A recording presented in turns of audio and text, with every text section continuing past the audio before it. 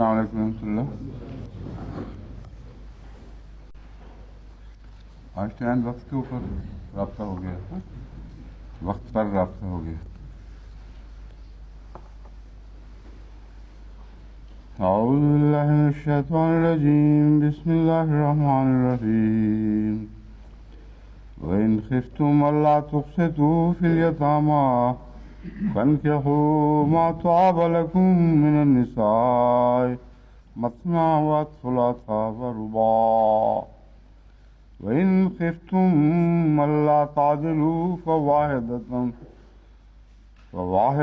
अव मा मलकत ऐमानुकुम ज़ालिका अदना अल्ला तऊलू।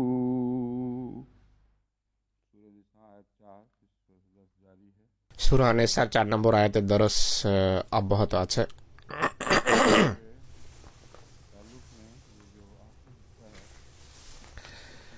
আয়াতের শেষ অংশে যা বলার ছিল তা হলো তারা ইসলামকে একাধিক বিয়ের প্রেক্ষাপটে ইসলামকে অভিযুক্ত করেছে যে এর ফলে ইসলামী বিশ্বে এমন পাপ ছড়িয়েছে যার দৃষ্টান্ত খুঁজে পাওয়া ভার। এর প্রত্যুত্তরে আমি সর্বপ্রথম একটি বইয়ের উপর সংক্ষিপ্ত মন্তব্য করব, তারপর এগিয়ে যাব, কেননা এগুলো সব নোংরা কথাবার্তা বলেছে, কিন্তু আমরা প্রতিশোধমূলকভাবে কিছু বলা এখানে পছন্দ করি না। এগুলো খ্রিস্টান শিক্ষার সাথে সম্পর্ক রাখে, তাই শিক্ষার আক্রমণের উত্তরে কিছু প্রতি উত্তর দেওয়া আবশ্যক। ভেরি যেভাবে লিখেছে তাদের দাবি হলো ইসলাম বহু বিবাহ বা একাধিক বিয়ের যে শিক্ষা দিয়েছে আর একই সাথে বাদী রাখারও অনুমতি আছে। এর ফলে ইসলামের বিশ্বে এমন পাপাচার পাপ ছড়িয়েছে যার দৃষ্টান্ত খুঁজে পাওয়া যায় না। ধরা পৃষ্ঠের সবচেয়ে বেশি নোংরা এবং পাপাচারী মানুষ তারা যাদের ওপর যাদেরকে ইসলাম বা মুসলমানরা শাসন করেছে, মুসলমান হোক বা অমুসলিম। অপরদিকে খ্রিস্ট ধর্ম যে পবিত্র শিক্ষা দিয়েছে সেই শিক্ষা হলো সন্ন্যাস ব্রতের শিক্ষা। আর যদি সম্ভব হয় মানুষের বিবাহ ছাড়াই জীবনযাপন করা উচিত, যার জন্য নানদের প্রতিষ্ঠান তারা গড়ে তুলেছে। অর্থাৎ এমন মহিলা যারা কসম খায় আমরা আর কখনো বিয়ে করব না। তো এটি কি প্রকৃতিসম্মত শিক্ষা নাকি ইসলামের শিক্ষা প্রকৃতিসম্মত? এ সম্পর্কে অনেক গুরুত্বপূর্ণ একটা বইয়ের নাম হলো প্রিস্টক্রাফট, উইলিয়াম হারওয়ার্ডস লিখেছেন আর অনেক পরিশ্রম করেছেন, অনেক তালাশ এবং অনুসন্ধান করে সমস্ত মঠ এবং গির্জার চিত্র যা ইতিহাস থেকে প্রমাণিত এবং যা প্রত্নতত্ত্বের গবেষণার ফলে সামনে এসেছে তা তিনি বর্ণনা করেছেন। উনি আরও লেখেন যে অনেক এমন মোনাস্ট্রি বা মঠের যখন সন্ধান করা হয়েছে ভিতর থেকে অনেক মাসুম বাচ্চাদের লাশ বেরিয়ে এসেছে, তাদেরকে সেখানে দাফন করা হয়েছে শুধু এই জন্য যেন যারা গির্জায় বসবাস করত, মঠে বসবাস করত, তারা নির্দোষ প্রমাণিত হয়, পৃথিবীর সামনে তাদের অপকর্ম যেন ধরা না পড়ে। যে সমস্ত বাচ্চার জন্ম হতো 9 মাস পর্যন্ত সেই বাচ্চা এমন নার্সদের গর্ভে থাকতো, তার অর্থ হলো পুরো যে সিস্টেম, পুরো ব্যবস্থাপনা এদের পিছনে সমর্থনের জন্য দাঁড়িয়েছিল। এটি প্রাত্যহিক ব্যাপার ছিল, আর ঘরের কথা বাইরে প্রকাশের কারো অনুমতি ছিল না। আর অজস্র ধারা এমন হতো, আর বাচ্চাদেরকে হত্যা করা হতো এরপর, আর সেখানেই মঠের নিচে তাদেরকে দাফন করে দেয়া হতো। এক বিবৃতি অনুসারে শত শত লাশ এই ধরনের কবরস্থ রয়েছে এই ধরনের গির্জা বা মঠের নিচে। তো সব কথা আমি বলতে পারবো না এখন, আমি মাত্র কয়েকটি উদ্ধৃতি নিয়ে এসেছি।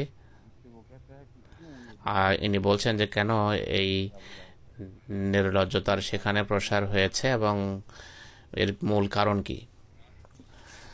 প্রিস্ট ক্রাফট পুস্তকের 68 এবং 69 পৃষ্ঠায় লেখা আছে, প্রত্যেক ব্যক্তিকে পাদ্রের কাছে নিজের পাপ স্বীকার করতে হতো। এই কনফেশন বা স্বীকারোক্তি এটি সবচেয়ে বড় সমস্যা।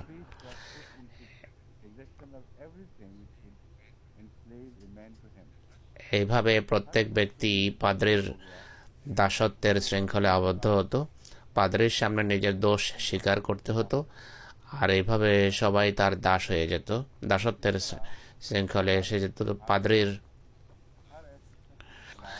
পাদ্রি সবাইকে এক্সপ্লয়েট করতো এবং পাদ্রি এর ফলে অনেক শক্তিশালী হয়ে যেত। প্রত্যেক ব্যক্তি এইভাবে তার দাস হয়ে যেত, তার কথার বাহিরে যেত না।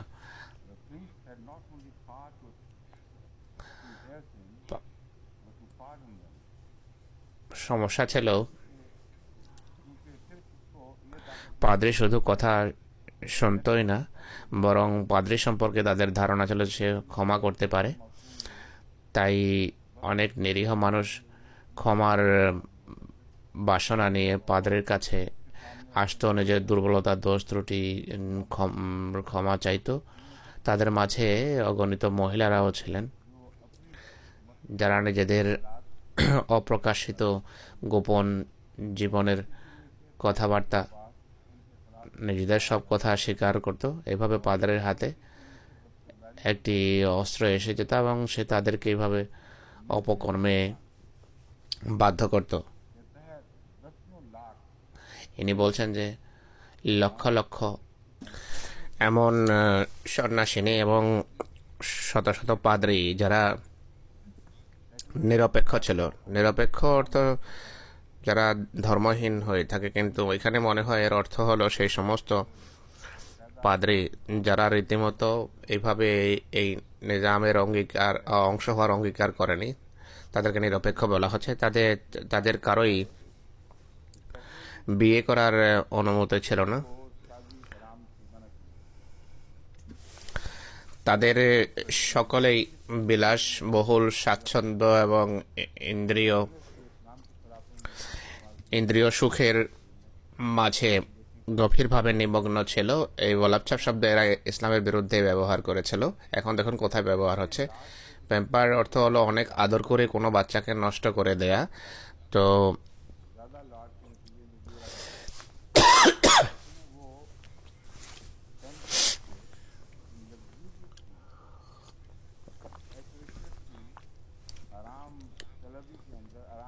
বিলাসবহুল, স্বাচ্ছন্দ্য এবং আরামে পরিপূর্ণ জীবন যাপন করতে করতে তাদের অভ্যাস নষ্ট হয়ে গেছে, আর তাদের জৈবিক চাহিদা পূরণের এত সুযোগ তারা পেত যে এই কারণে তাদের স্বভাব চরিত্র পুরোপুরি ধ্বংস হয়ে গেছে।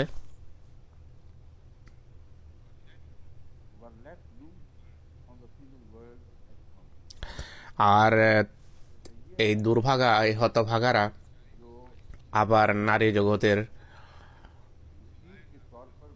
পরামর্শদাতা হিসেবে কাজ করত।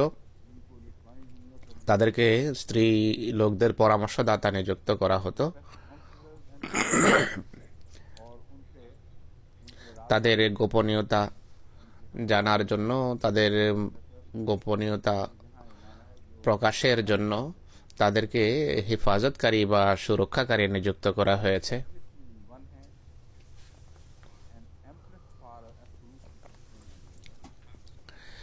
এক হাতে তাদের দাবি ছিল বা তাদের এই ক্ষমতা ছিল বলতে যে তোমরা যদি চাও তোমাদের গোপনীয়তা আমরা রক্ষা করতে পারি, আর অপরদিকে আমাদের সকল পাপ ক্ষমা করারও অধিকার আছে।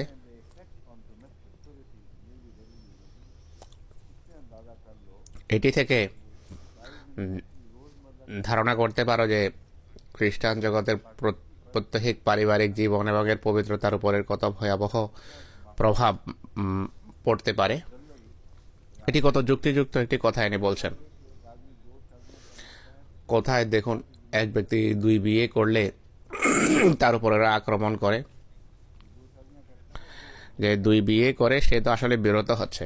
যদি নির্লজ্জতা থেকে সে বিরত না হয়, ইন্দ্রিয় সুখের সন্ধান যদি থাকে, তার দুই বিয়ে করার দরকার কি? দুই বিয়ে করা আসলে নিজেকে সীমাবদ্ধ করা, নতুবা এক নির্লজ্জ ব্যক্তির জন্য এটি সহজ বিষয় নয়।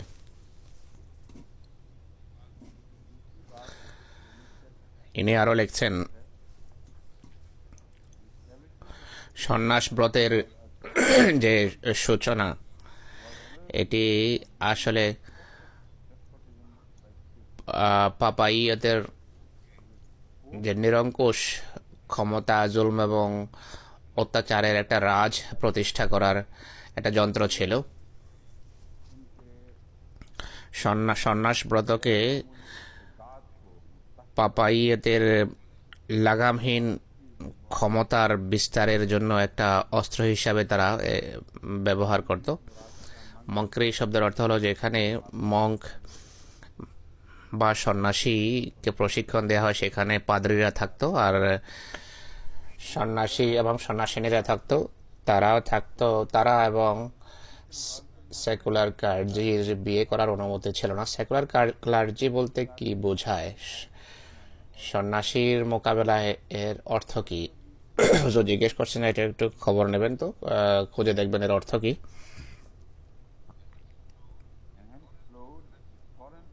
এইভাবে সারা পৃথিবীকে তারা দুর্নীতির প্রবল বন্যায় ভাসিয়ে দিয়েছে।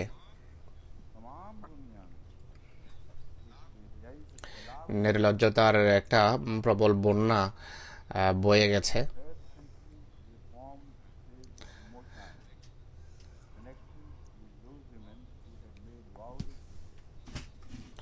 তৃতীয় শতাব্দীতে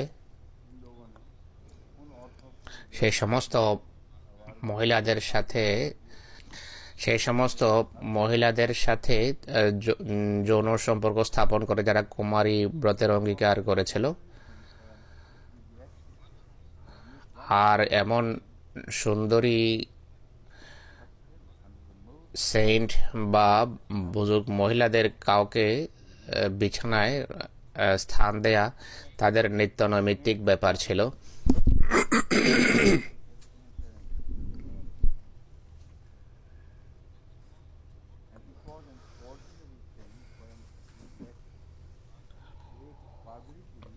এক পাদ্রীর জন্য এটি দৈনন্দিন ব্যাপার ছিল। এই ধরনের সুন্দরী সন্ন্যাসিনীদের বা সেন্টদের কাউকে নিজের বিছানায় ডাকা এটি নিত্য নৈমিত্তিক ব্যাপার ছিল, কিন্তু একটি শর্ত দেয়া হতো।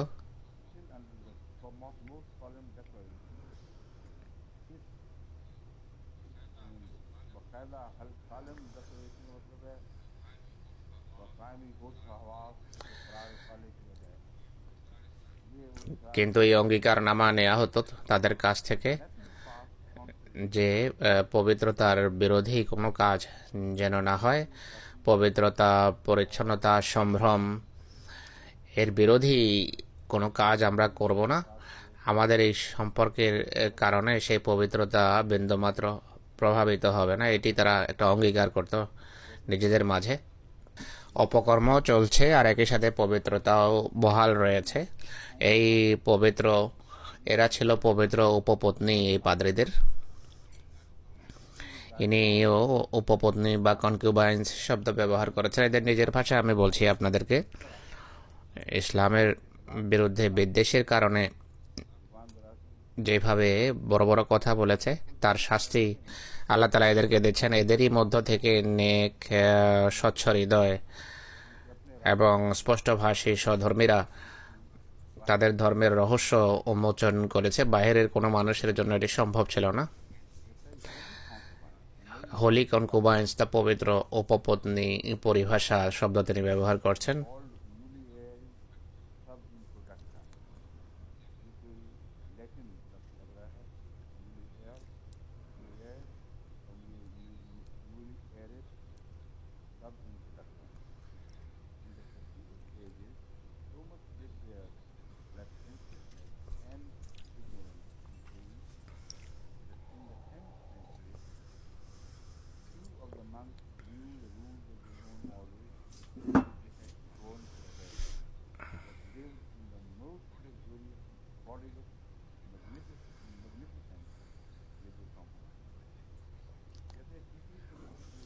ইনি বলছেন যে এই কাহিনী তৃতীয় শতাব্দীতে আরম্ভ হয়েছে, দশম শতাব্দী পর্যন্ত পৌঁছতে পৌঁছতে অবস্থা এমন হয়েছে, বিরল এমন সন্ন্যাসিনী আপনি দেখবেন যে যে নিজের এই প্রতিষ্ঠানের সমস্ত আইনের ঊর্ধ্বে চলে যায়নি, অর্থাৎ আইন তারা এমন, অর্থাৎ যার সম্পর্কে কসম খেয়েছিল যে আমরা এগুলো অনুসরণ করব, তারা অত্যন্ত বিলাসবহুল জীবনযাপন করত পত্নী বা উপপত্নী হিসাবে। পাদ্রীদের সাথে পাদ্রীরা এই সমস্ত দাসী বা উপপত্নীদের ব্যবহার করত।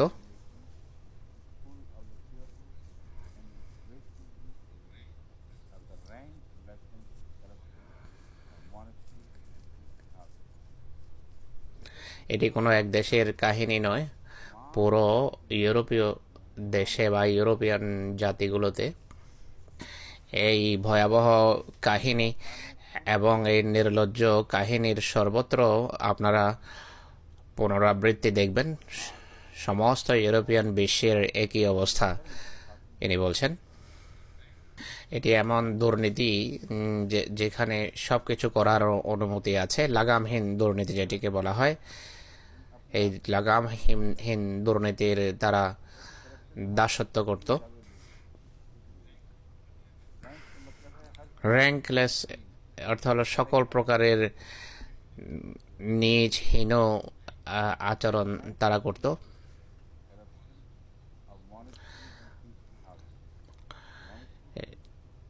গির্জার এবং মঠের আর পাদ্রীদের ঘরে, পাদ্রীদের জীবনে এই ধরনের নোংরা এবং নিজ ঘটনা সর্বত্র দেখবেন। এই সমস্ত গির্জা বা মঠকে বন্ধ করার জন্য যে কমিশন নিযুক্ত হয়েছে আমাদের দেশে, সেই কমিশনই গির্জার এই ঘৃণ্য চিত্রকে তুলে ধরেছে। আর এগুলো প্রকাশ করতেও মানুষের রুচিতে বাধে। আমাদের দেশেও এমন মনাস্ট্রি বা গির্জা ছিল, মঠ ছিল, আইন করে সেগুলোকে উঠিয়ে দেওয়া হয়েছে।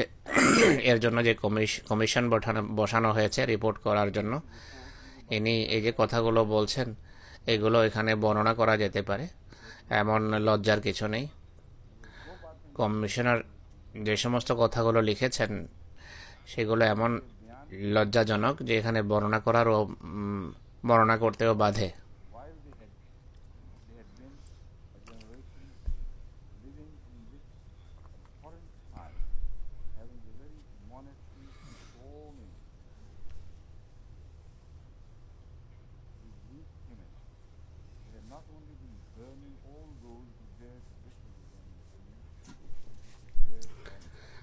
আর এটি বংশ পরম্পরা গির্জাতে চলতে থাকা, যারা তাদের সাথে মতভেদ করত তাদেরকে তারা জ্বালিয়ে ফেলত।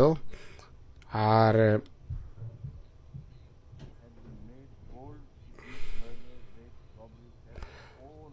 সকল প্রকারের অপকর্ম সেখানে হতো। ইনি বলছেন যদি কথা এতটা হতো তাহলেও আমরা বলতে পারতাম যে এখানে সেই জুলুম শেষ হয়েছে। কিন্তু সবচেয়ে বড় ভয়াবহ বিষয় ছিল এই সমস্ত দুর্ভাগারা নিজেদের অপরাধকে ঢেকে রাখার জন্য আইনগত সকল শক্তি এবং ক্ষমতা তাদের হাতে ছিল। যেই তাদের বিরুদ্ধে কথা বলতো বা সাহস দেখাতো কথা বলার, তাদেরকে আগুনে জীবন্ত জ্বালিয়ে ফেলা হতো। হাজার হাজার এমন মহিলা এবং মানুষ তাদের কথায় জীবন্ত অগ্নিতে তাদের দাহ করা হয়েছে, কারো মুখ খোলার সাহস ছিল না।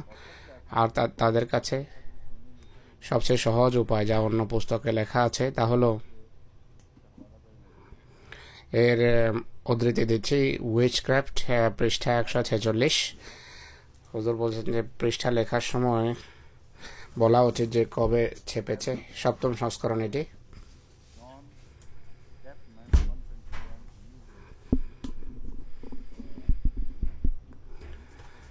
মিডল গেট থেকে, মিডল সেক্স থেকে এটি ছেপেছে।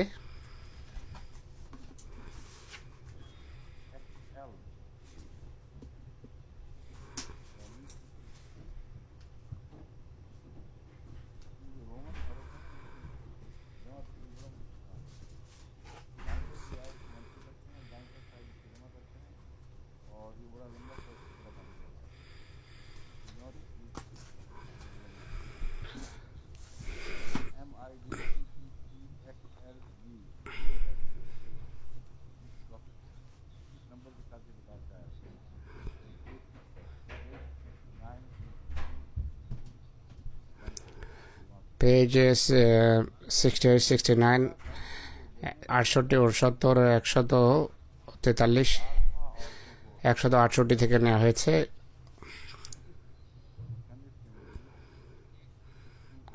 এই যে সহস্র সহস্র মহিলাদের জীবিত জ্বালিয়ে ফেলা হয়েছে একটি কারণ ছিল, যখনই এদের দুর্ব্যবহারের বিরুদ্ধে কোনো মহিলা অভিযোগ করত, তাদের কাছে খোলা অস্ত্র ছিল, তাকে ডাইনি আখ্যা দিয়ে মেরে ফেলা হতো। আর খ্রিস্টান গির্জার এই অধিকার ছিল, কোনো আইন তাদের সামনে দাঁড়াতে পারতো না। খ্রিস্টান গির্জা যদি কাউকে ডাইনি বলে জ্বালিয়ে ফেলতো, কারো এর বিরুদ্ধে মুখ খোলা সাহস ছিল না, এত ভয়াবহ শক্তি তাদের হাতে ছিল। আর ডাইনি প্রমাণিত না হলেও মুখ খুলতে পারতেন না তারা।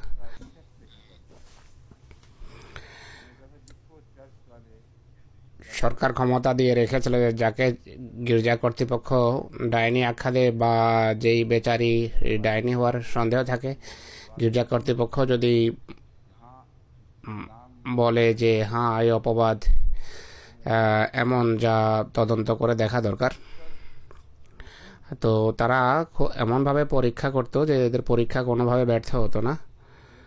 তারা বলতো যে একে হাত পাও বেঁধে পুকুরে ফেলে দাও, যদি সে বেঁচে যায় তাহলে সে হলো ডাইনি, তাকে কষ্ট দিয়ে মেরে ফেলো। আর যদি পানিতে ডুবে মারা যেত তাহলে বলতো যে নির্দোষ ছিল, কিন্তু এখন তো মারাই গেছে, কিছু করার নেই। আর বেশি সাক্ষ্যের তারা প্রয়োজন আছে বলে মনে করতো না। যে সমস্ত মহিলারা এদের সম্পর্কে মুখ খোলার কথাও ভাবতো, তারা এই পরিণতির ভয়ে কতটা ভীত থাকতো, তাই কারো মুখ খোলার প্রশ্নই ছিল না। তা সত্ত্বেও কিছু তদন্ত হয়েছে, আর যেই তদন্ত এবং গবেষণা হয়েছে এটি তারই ফসল, যা আপনাদের সামনে তুলে ধরা হচ্ছে। সাধারণ মানুষের ভিতরে প্রতিক্রিয়া দেখা দেয়। তখন কিছু কমিশন নিযুক্ত হয়েছে সরকারের পক্ষ থেকে, আর গির্জার শক্তি তখন কিছুটা কমে গিয়েছিল। এরপর যখন তারা তদন্ত করেছে, বড় ভয়াবহ বিষয়াদি সামনে এসেছে। ইংল্যান্ডে এমন গবেষণা ছেপেছে, English monks and the separation of monastery.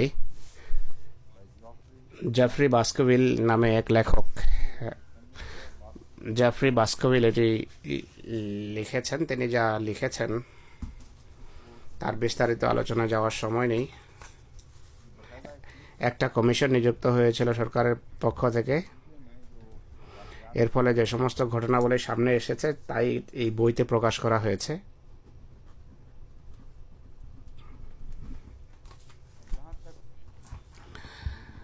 গণ নির্লজ্জতার যতটুকু সম্পর্ক আছে, এতে কোনো সন্দেহ নেই যে পুরো পৃথিবী এখন নির্লজ্জতায় ছেয়ে আছে। কিন্তু যদি তুলনা করতে হয়, তুলনাই করা হয়েছে, তাহলে এই কথা বাধ্য হয়ে বলতে হয় যে খ্রিস্টান জগতে সে তাই ইউরোপে হোক বা আফ্রিকায় বা অন্য কোনো স্থানে হোক বা ফিলিপিনে হোক, খ্রিস্টান জগতে নির্লজ্জতা ইসলামী বিশ্বের মোকাবেলায় অনেক গুণ বেশি, কোনো তুলনাই হয় না।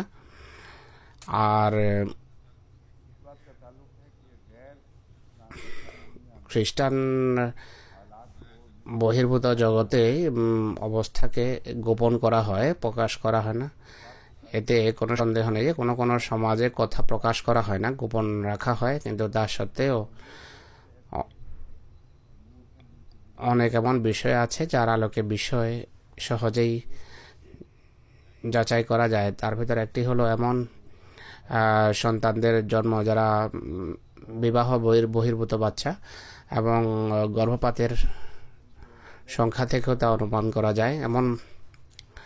এমন বাচ্চা হলে এমন সমাজ যেখানে সমাজ এই সমস্ত বিষয়গুলোকে ঘৃণা দৃষ্টিতে দেখে, তারা সেখানে এমন বিষয় গোপন করা সম্ভব হয় না। একদিকে সমাজের চাপের কারণে মানুষ নিজের দুর্বলতা বেশি গোপন করা পছন্দ করে, তাই এটি বৈধ হবে না যে সেখানে প্রকাশিত যে সত্য এবং তথ্য আছে তার আলোকে সেখানে তুলনামূলকভাবে নির্লজ্জতা কম খ্রিস্টান জগতে বেশি, তাই প্রমাণিত হলে তারা বেশি পাক এবং পবিত্র, এবং কথা বলা বৈধ হবে না। কারণ আমরা জানি যেখানে চাপ বেশি হয় সেখানে মুনাফিকতও দেখা যায়। কোনো কোনো অপরাধ এখানে প্রকাশ্যে সামনে আসে, মানুষ স্বীকার করে, কিন্তু আমাদের দেশে তা স্বীকার করা হয় না, গোপন করা হয়। তাই শুধু এমন ধারণা যে সেখানে এমন ঘটনা কম আর এখানে বেশি, তাই এরা বেশি গুণাগার, এটি ঠিক নয়। একবার আমি দরিদ্র দেশ সম্পর্কে খবরাখবর নিয়েছিলাম, জানা গেছে তাদের দরিদ্রদের ভিতর, গরিবদের ভিতর দারিদ্র্যের কারণে নির্লজ্জতার অনেক প্রসার ঘটেছে। আর ইসলামী ও ইসলামী দেশের এই ক্ষেত্রে কোনো পার্থক্য নেই। আরব বিশ্বে যেহেতু জীবনযাপনের মান উন্নত, তাই সেখানকার অর্থনীতির এই ক্ষেত্রে কোনো ভূমিকা নেই। সেখানে নিশ্চিতভাবে বলা যায়, সমস্ত গবেষকরা এই কথাকে স্বীকার করে যে আরব বিশ্বে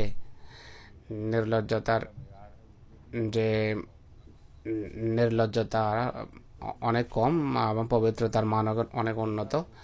এর কারণে সেই কঠোর ইসলামী শিক্ষা এবং ইসলামী নিয়মকানুন। যদি কোনো স্থানে নিশ্চিতভাবে এই কথা বলা যায় যে নির্লজ্জ আচার আচরণ সেখানে কম, তাহলে আমরা বলতে পারি যে আরব বিশ্বে ইসলামী আইন এবং ইসলামী শাসন ব্যবস্থার কারণে নির্লজ্জতা কম। কেউ বলতে পারবে না যে অন্যান্য দেশের মোকাবেলায় এখানে মানুষ বেশি নির্লজ্জ, কিন্তু সেখানেও অন্য ধরনের নির্লজ্জতা রয়েছে। বিস্তারিত এখানে আলোচনার প্রয়োজন নেই, কিন্তু আমি কথা বলতে চাই যে নৈতিক চারিত্রিক চাপের কারণে কপটতাও বেড়ে যায়। তাই শুধু এই কারণে কোনো দেশকে পবিত্র এবং কোনো দেশকে গুনাহগার বলা যাবে না। কিন্তু আরও একটি কথা আছে,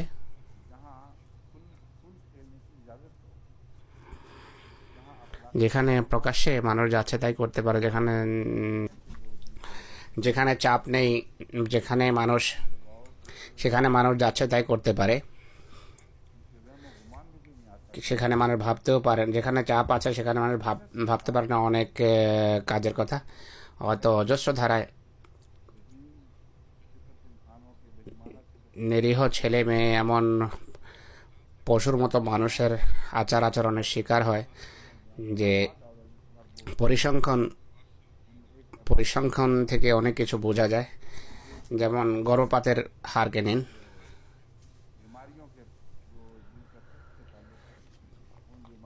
আর এছাড়া যৌন ব্যাধির যে পরিসংখ্যান আছে, সেই দৃষ্টিকোণ থেকে আমি আপনাদের সামনে কিছু তথ্য তুলে ধরব।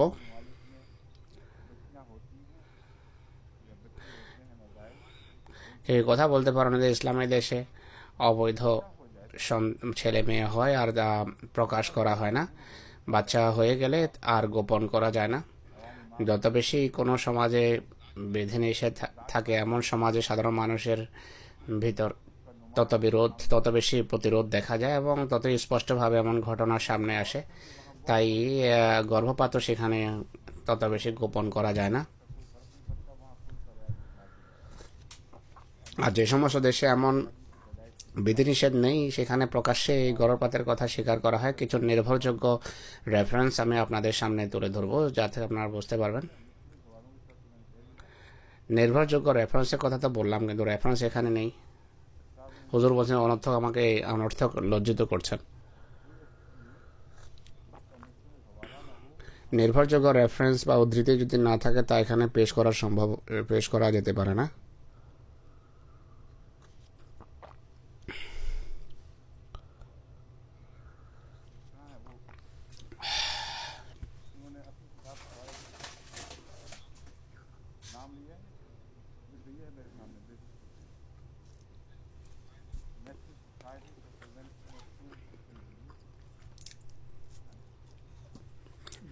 Association for the Prevention of Cruelty to Children, এই বইয়ের একটা উদ্ধৃতি আছে সালেহা সফি সাহেবার পক্ষ থেকে এটি এসেছে। হুজুর বলছেন যে সালেহা সফি সাহেবা লাইব্রেরিয়ান, বড় দক্ষ, কখনো তিনি দুর্বল কথা বলতে পারেন না। তাকে অনুরোধ করেছিলাম যে নির্ভরযোগ্য বই এবং সাময়িকী এগুলো সাক্ষ্য স্বীকৃত এবং যার নাম আছে সেগুলোর উদ্ধৃতি দিন। যদি তার পক্ষ থেকে আসে এটি যথেষ্ট সনদ। হুজুর বলছেন যে এটিও বরাত দেওয়ার আরেকটা রীতি, যেমন শিয়ারা বলে যে আমাদের ইমামের পক্ষ থেকে এসেছে, তাই ইমামরা ভুলই বলতে পারে না। আমাদের জামাতে যারা ইমাম নয় তারাও ভুল বলতে পারে না। এই রেফারেন্স বা এই উদ্ধৃতিটি বলছে আমেরিকাতে 1972 সনে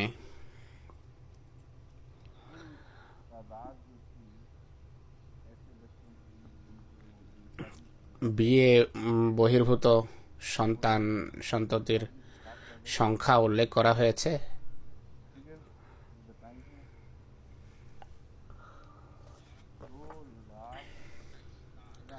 28,55,211 জন সন্তানের জন্ম হয়েছে বিয়ের ফলে, আর 4,03,200 বাচ্চা জন্মেছে বিবাহ বহির্ভূত বাচ্চা।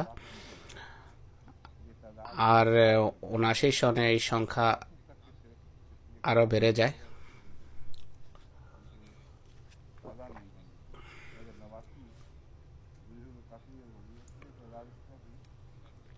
79 সনে বিয়ের ফলশ্রুতিতে যত বাচ্চার জন্ম হয়েছে তাদের সংখ্যা হলো 28,96,610। অর্থাৎ 72 থেকে 79 পর্যন্ত এই ক্ষেত্রে সংখ্যা তত বৃদ্ধি পায়নি, অথচ বিবাহ বহির্ভূত বা অবৈধ সন্তানের সংখ্যার ক্ষেত্রে উল্লেখযোগ্য বৃদ্ধি দেখা যায়। 5,95,788 জন এমন বাচ্চার জন্ম হয়েছে বিবাহ বহির্ভূত। ফ্রান্সে 1972 7.8 লক্ষ, আর 80-তে 11.8 লক্ষ। জার্মানিতে 1972 16.2, আর 80-তে 22.8 গিয়ে তা পৌঁছে। 80-র পর এখন অনেক সময় কেটে গেছে। ইংল্যান্ডে 1972 এই অনুপাত ছিল 8.6, আর 79-তে 10.9 তা পৌঁছেছে। সুইডেন হলো তালিকার শীর্ষে। দীর্ঘদিন থেকে সেখানে অবস্থা বড় অদ্ভুত। নাস্তিকতা এবং কট্টর খ্রিস্টান ধর্ম হাতে হাত রেখে আগাচ্ছে। জনসাধারণ বেশিরভাগ বা অজস্র ধারায় নাস্তিকতার শিকার হচ্ছে। স্কুল কলেজে সেখানে নাস্তিকতার পক্ষেই কথা বলা হয়। তা সত্ত্বেও ইসলামের প্রশ্ন আসলে খ্রিস্ট ধর্ম এর বিরুদ্ধে দাঁড়ায় এবং কট্টর পন্থী দৃষ্টিভঙ্গি রাখে তারা ইসলামের বিরুদ্ধে। তাদেরকে বাধা দেওয়ার কেউ নেই। সেখানে যদি কোনো খ্রিস্ট ধর্ম বাকি থাকে ইসলামের শত্রুতাতেই আছে, যা চিন্তার বিষয়। সুইডিশ মন মানসিকতার জন্য এটি একটি অনেক বড় চ্যালেঞ্জ। 1972 তাদের সংখ্যা ছিল 25.1। 1980-তে সেই সংখ্যা হলো 39.7 বাচ্চা তাদের বিবাহ বহির্ভূত, যাদের সম্পর্কে এটি অফিসিয়াল ঘোষণা আর নিশ্চিতভাবে প্রমাণিত যে বিয়ে বহির্ভূত বাচ্চা তারা। ডেনমার্কে এই স্ক্যান্ডিনেভিয়ান দেশগুলো পরস্পরের সাথে প্রতিযোগিতা করে, ডেনমার্ক এবং সুইডেন। ডেনমার্কে 1972-এ 14.4 বাচ্চা ছিল অবৈধ, সুইডেন থেকে কম। কিন্তু 80-তে খুব দ্রুত অবনতি হয়েছে, আর সুইডেনের সাথে তাল মিলিয়ে চলছে এক্ষেত্রে। 14 থেকে লাভ দিয়ে 33.2-এ পৌঁছে গেছে। শতকরা 33.2 বাচ্চা তাদের অবৈধ সন্তান বা বিয়ে বহির্ভূত সন্তান। নরওয়ে এদের ভিতর সবচেয়ে ভালো। নরওয়ের ভালো হওয়ার কারণ ধর্ম নয়, বরং তাদের পারিবারিক জীবন সেখানে বেশি সংরক্ষিত। নরওয়ের বিশাল অঞ্চল গ্রাম্য জীবন পদ্ধতি তারা পছন্দ করে। মদের ব্যাধি যদি না হতো, নরওয়েতে এটি ভয়াবহ ব্যাধি, তো এই রোগ যদি না হতো চারিদিক থেকে নরওয়ে দেশগুলোর ভিতর ভালো। যে অন্যায় অবিচার সেখানে আছে মদের কারণে। মদ সেখানে এমন জিনিস যে যেন মদ ছাড়া তারা চলতেই পারে না। নরওয়েতে তা সত্ত্বেও শুধু 8.7 বাচ্চা অবৈধ, যা 1980-তে 14তে পৌঁছে। অন্যান্য দেশের ভিতর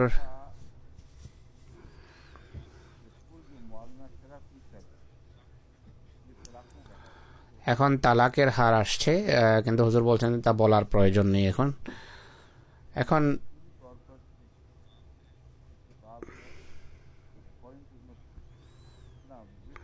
ব্রিটিশ সরকারের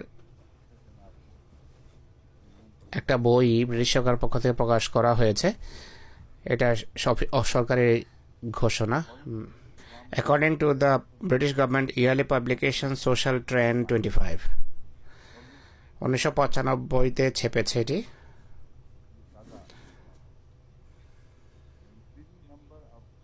বিবাহ বহির্ভূত গর্ভধারণের ফলে বিবাহ বহির্ভূত সন্তানের সংখ্যা অনেক বেড়ে গেছে। গত 30 বছরে বিবাহ বহির্ভূত জন্মের সংখ্যা প্রতি 3টিতে 1টিতে পৌঁছেছে এখন, যা 1993-তে ছিল 20 জনে 1 জন। 20 জনে 1 জন ছিল তখন বিবাহ বহির্ভূত, এখন 3 জনে 1 জন।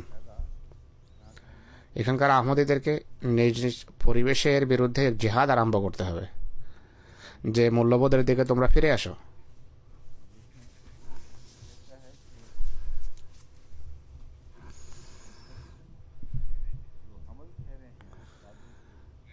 বিবাহ বহির্ভূত গর্ভধারণের সংখ্যা উত্তরোত্তর বেড়ে চলেছে, আর যে গর্ভপাত করা হয়েছে তা তো হয়েছেই, কিন্তু যে সমস্ত বাচ্চা গর্ভপাতের পর জন্মগ্রহণ করেছে তাদের হার 1993-তে ছিল 20 বছর পূর্বের যে পরিসংখ্যান, সে অনুসারে তখন ছিল প্রতি 20 জন বাচ্চার মাঝে 1 জন অবৈধ হতো বা বিবাহ বহির্ভূত সন্তান হতো, এখন প্রতি 3 জনে 1 জন।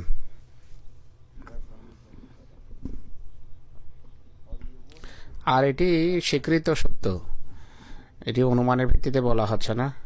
এখানে আরও একটা দিক স্মরণ রাখতে হবে যে পরিসংখ্যান এটি ধোঁকার কারণও হতে পারে। এটি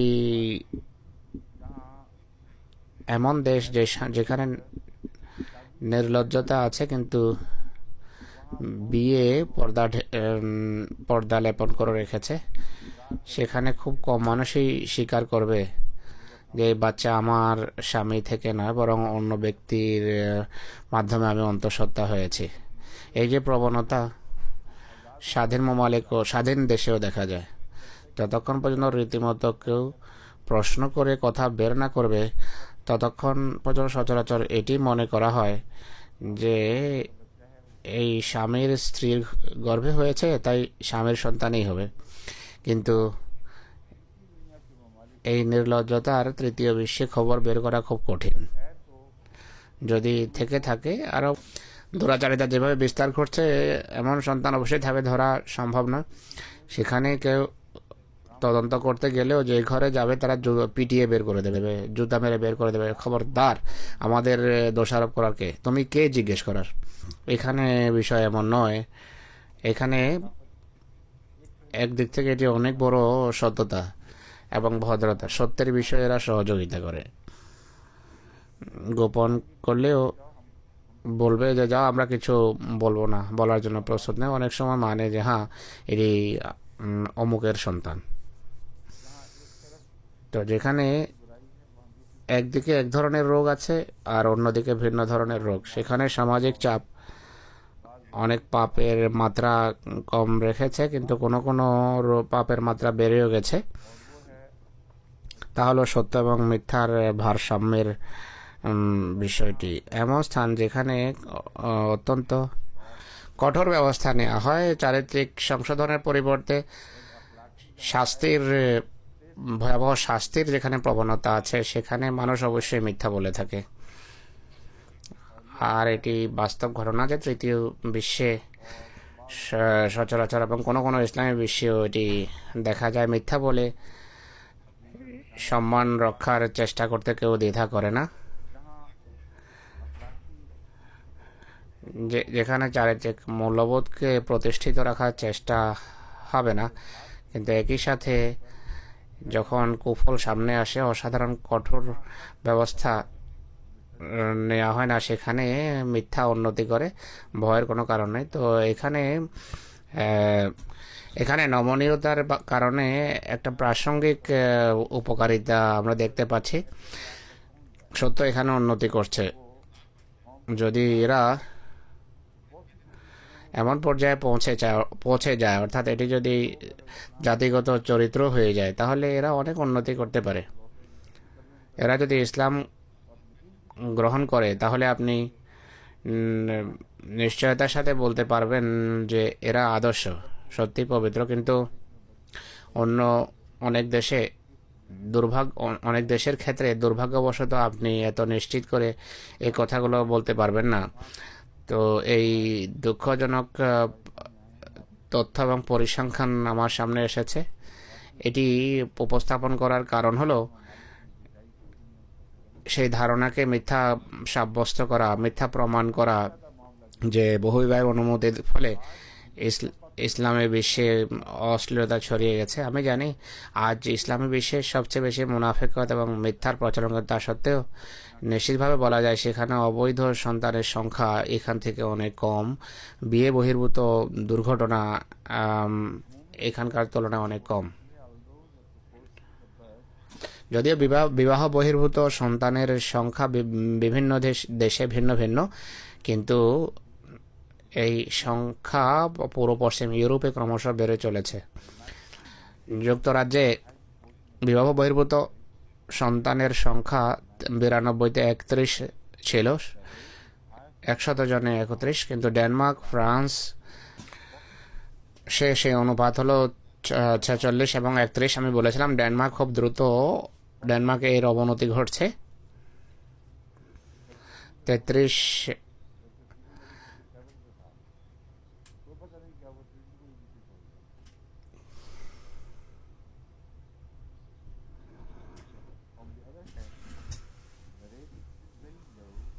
অপরদিকে গ্রিস এবং ইটালিতে এই সংখ্যা অনেক কম। গ্রিস এবং এই অনুপাত হলো 3 এবং 7, যথাক্রমে 100 জনে 3 জন বা 100 জনে 7 জন। এর কারণ কি? এর কারণ তাই যা আমি পূর্বে বর্ণনা করেছি। নরওয়ের প্রেক্ষাপটে আমি বলেছি,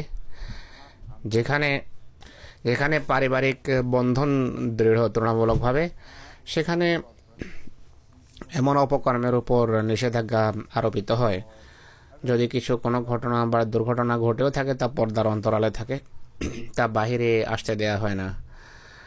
তাই এই কথা বলা যে যে ইটলি চারিত্রিক দিক থেকে অনেক উন্নত, এটি এটি ঠিক নয়। এটি পরিসংখ্যান সামনে আসছে, কিন্তু এখান থেকে যারা গিয়েছে এবং আমি নিজেও সফর করেছি, আমি দেখেছি সেখানে অনেক নির্লজ্জতা রয়েছে।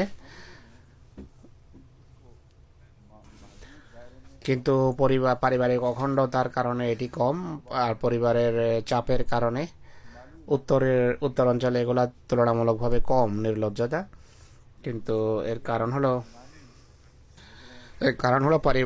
পরিবারের চাপ, পরিবারের পক্ষ থেকে নিরাপদ রাখার প্রচেষ্টা, এটি অনেক বড় ভূমিকা পালন করে। এখানেও এটিকে আমাদের কাজে লাগানো উচিত। যে ক্ষেত্রে পারিবারিক মূল্যবোধ পদদলিত হয়, সেখানে সমাজের জেনারেল ক্ষতি অনেক বেশি হয়।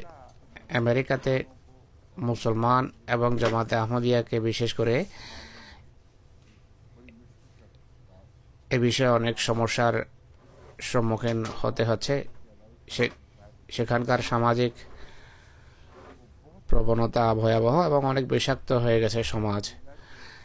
এতটা বিষাক্ত যে ধরা পৃষ্ঠে কোনো সমাজ এমন হবে না। স্বাধীনতার নামে তারা প্রকাশ্য নির্লজ্জতার শিক্ষা দেওয়ার কেন্দ্র বানিয়ে রেখেছে। পৃথিবীর কোনো দেশে নির্লজ্জতার শিক্ষার জন্য এমন প্রতিষ্ঠান নেই যেমনটা আমেরিকাতে আছে। আমেরিকান চলচ্চিত্র সারা পৃথিবীতে একটা সমস্যার সৃষ্টি করে রেখেছে।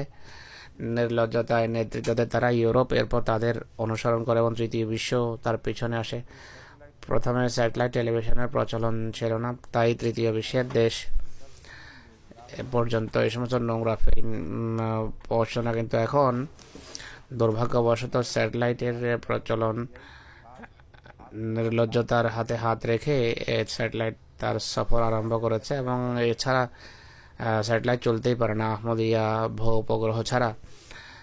এর কারণ হলো এখন পর্যন্ত যত কোম্পানি আছে পৃথিবীতে, যত স্যাটেলাইট কোম্পানি কাজ করছে বা অনুষ্ঠান পৌঁছানোর যারা কাজ করে, সবগুলোই বিজ্ঞাপনের আয়ের ভিত্তিতে কাজ করে। যে সমস্ত বিজ্ঞাপন বিভিন্ন কোম্পানি তাদেরকে দিয়ে থাকে প্রচারের জন্য, তারা ধর্মীয় জামাত নয় যে আর্থিক কোরবানি করে চ্যানেলকে জীবিত রাখবে। একমাত্র চ্যানেল আছে সারা পৃথিবীতে, এর কোনো দৃষ্টান্ত আপনি খুঁজে পাবেন না। আহমদিয়া জামাত ছাড়া এই ধরনের টেলিভিশনের কোথাও জন্ম হয়নি এবং হতেও পারে না। জামাতে আহমদিয়াকে আল্লাহ তাআলা এই সৌভাগ্য দিয়েছেন, শুধু আল্লাহ তাআলার খাতিরে উন্নত মূল্যবোধের জন্য তারা আর্থিক কোরবানি করে এবং উপভোগ করে। কোরবানি ত্যাগ স্বীকার করে তারা বিরক্ত হয় না, যত বেশি কোরবানি করে তত আনন্দ পায়। এই দিক থেকে জামাতে আহমদিয়ার অবস্থা সেই বিড়ালের মতো যে রেতিতে জিব্বা ঘষে আবার জিব্বার স্বাদ নিত, আর কিন্তু স্বাদ নিচ্ছ নিজের জিব্বার, সেই রক্তের যে সে স্বাদ পাচ্ছিল, এইভাবে সে পুরো জিব্বা খেয়ে ফেলেছে। একই অবস্থা জামাতে আহমদিয়ার। অর্থাৎ কোরবানি করে তারা ততটা আনন্দ পায়, বরং আরও অনেক বেশি। যে বিড়াল নিজের জিব্বা চুষে যতটা আনন্দ পায় তার চেয়েও বেশি। কিন্তু একটা পার্থক্য আছে, এই জিব্বা ক্ষয় হওয়ার নয়। আল্লাহর পক্ষ থেকে প্রতিশ্রুতি আছে, লক্ষ জিব্বাও যদি তুমি চুষো আর কোটি তোমাদেরকে দেয়া হবে। তো আজকের পৃথিবীতে জামাতে আহমদিয়ার টেলিভিশন নির্লজ্জতার বিরুদ্ধে এক অসাধারণ ভূমিকা পালনের ক্ষেত্রে নিদর্শন বটে। বাকি সব টেলিভিশন এমন সমস্যার আবর্তে নিপতিত যে তার বিষয় তাদের নিয়ন্ত্রণের বাইরে চলে গেছে। বিভিন্ন টেলিভিশনের প্রতিনিধি যারা আমাদের এখানে আসে কাজ উপলক্ষে, শীর্ষ পর্যায়ের কোম্পানি, তাদের সাথে কথা আছে, তারা পরিষ্কার ভাষায় স্বীকার করে যে আপনাদের টেলিভিশন চ্যানেল যেভাবে চলছে এভাবে চালানো কারো সাধ্যে নেই। আমরা এমন কোম্পানি যারা বিজ্ঞাপন দিয়ে চলে, আমরা যদি ভালো টেলিভিশন, বিনোদন শূন্য টেলিভিশন আরম্ভ করে তাহলে কোম্পানি বন্ধ হয়ে যাবে। সবাই হাসবে যে কে দেখবে আর কে ক্রয় করবে তোমাদের চ্যানেল। তাই এখানে বিজ্ঞাপনের সাথে নির্লজ্জতাকে একসাথেই সফর করতে হয়, নতুবা একটির উপর অন্যটির জীবন নির্ভর করে। সেখানে তারা এই যুদ্ধে ইতিমধ্যেই পরাজিত। এটি লস্ট ব্যাটল, সিদ্ধান্ত হয়ে গেছে কে জিতবে কে হারবে। নির্লজ্জতা জিতবে এবং লজ্জাবোধ পরাজিত হবে। একমাত্র জামাতে আহমদিয়াকে আল্লাহ তাআলা সেই সুযোগ দিয়েছেন, সবার মোকাবেলায় নতুন আওয়াজ উত্তোলন করছে। অন্য কেউ চেষ্টা করলে তারাও ব্যর্থ হবে। শুধু একটি রাস্তা আছে সফল হওয়ার, ইসলামী বিশ্বে নিজের পয়সায় অজস্র পয়সা যদি খরচ করে এবং নতুন টেলিভিশন কোম্পানি বানায়, ধর্মীয় অনুষ্ঠান যদি প্রস্তুত করে, তাহলে সম্ভব। কিন্তু তাদের সমস্যা হলো তাদের কোনো দর্শক নেই। তারা টিভি বানিয়ে দেখুক, কেউ তাদের টিভি দেখবে না। আমাদের অনুষ্ঠানের দর্শক নিশ্চিত। এটি আরেকটা দিকটা আপনারা বুঝতে হবে। দর্শক নিশ্চিত যদি না দেখতো তাহলে পয়সা কেন দেবে? নিজের জেব থেকে পয়সা দেওয়া বলছে যে তারা কত ভালোবাসে এই নেকির বা নেক কর্মের অনুষ্ঠানকে। তারা নিজের জেব থেকে পয়সা দেয় আর অনুষ্ঠান দেখার জন্য দেয়। তাই পুরো পরিবার, তাদের ছেলে মেয়ে টেলিভিশনের সাথে চিমটে থাকে। আর পৃথিবীর যেভাবে মাদক আসক্তি রয়েছে, আহমদি জগতে আজকাল এমটিএ প্রতি আসক্তি সৃষ্টি হচ্ছে। আল্লাহর ফজলে ভালো আসক্তি এটি। এই অংশটা আমি আপনাদের সামনে তুলে ধরছি যে নির্লজ্জতার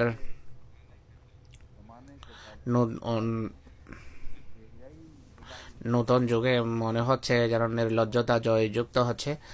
আর সারা পৃথিবীতে এই ক্ষেত্রে সবচেয়ে ঘৃণ্য ভূমিকা পালন করেছে খ্রিস্টান জগৎ, ইসলামী বিশ্ব নয়। এটি বাস্তব সত্য। আর এই কথা শুনে যদি কেউ কষ্ট পায় তাহলে কষ্ট পাওয়া ঠিক হবে না, বৈধ হবে না। এগুলো পরিষ্কার পরিসংখ্যান।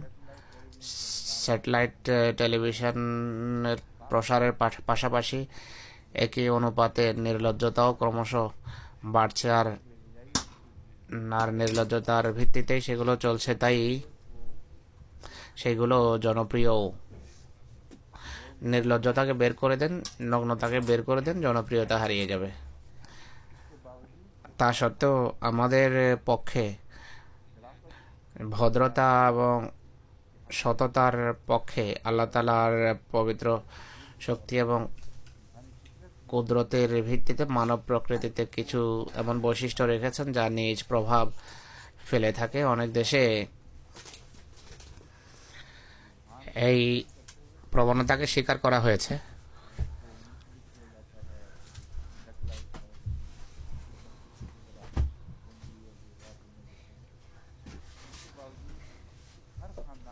বিভিন্ন টেলিভিশনে নোংরা প্রোগ্রাম প্রচার করা হয়, কিন্তু তা সত্ত্বেও প্রত্যেক পরিবারে কিছু ভালো মানুষ আছে যারা ভিন্ন অনুষ্ঠান দেখে। তারা বিকল্প অনুষ্ঠান যখন দেখে আহমদিয়তের প্রতি তারা আকৃষ্ট হয়। তারা আশ্চর্য হয় যে এই টেলিভিশন পবিত্র, পরিষ্কার, পরিচ্ছন্ন, কোনো নির্লজ্জ কথাবার্তা নেই। আর ধর্মীয় অনুষ্ঠান হওয়া সত্ত্বেও এটি আকর্ষণীয়। আর মন এবং অন্তরাত্মা এতে প্রভাবিত হয়।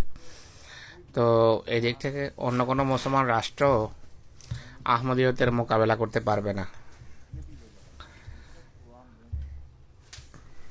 আকর্ষণীয় অনুষ্ঠান দেয়া তাদের সাধ্যের বাইরে। তারা ধর্মীয় কথা বললে মধ্যযুগে আলেমদের মতো কথা বলবে।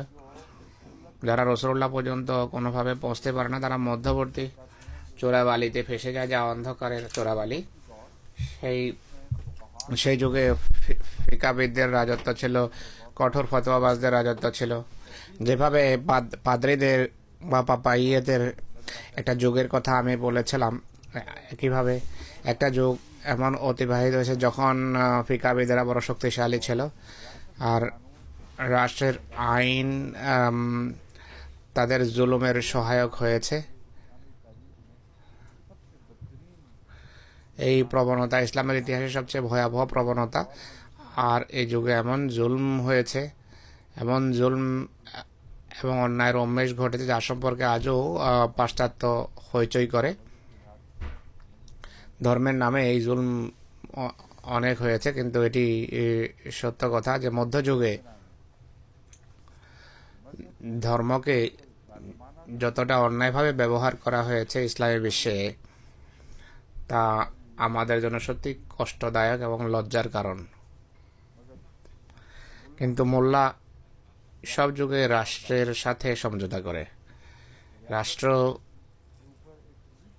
রাষ্ট্রের উপর অদ্ভুতভাবে চাপ দেয়, বলে যদি আমাদের অনিষ্ট থেকে, আমাদের হাত থেকে রক্ষা পেতে চাও তাহলে আমাদের ফতোয়া মানতে হবে, আমাদের ডান হাতে থাকো। যদি আমাদের ডান হাতে থাকো তাহলে বাম দিকে থেকেও আমরা আমাদের হাত থেকে তোমাদের রক্ষা করব। এভাবে হাতে হাত রেখে সরকারের যুগের আলেমেরা সরকারের হাতে হাত রেখে চলে, আর রাজনীতিবিদরা ধীরে ধীরে মোল্লার দাসত্বের শৃঙ্খলে আবদ্ধ হয়ে যায়। আর এরপর রাজনীতিবিদদের জন্য মুক্তি পাওয়া, বের হওয়া সেখান থেকে কঠিন। আর এই খেলাই মধ্যযুগে খেলা হয়েছে, এই খেলা আজও কোনো কোনো ইসলামী বিশ্বে খেলা হচ্ছে।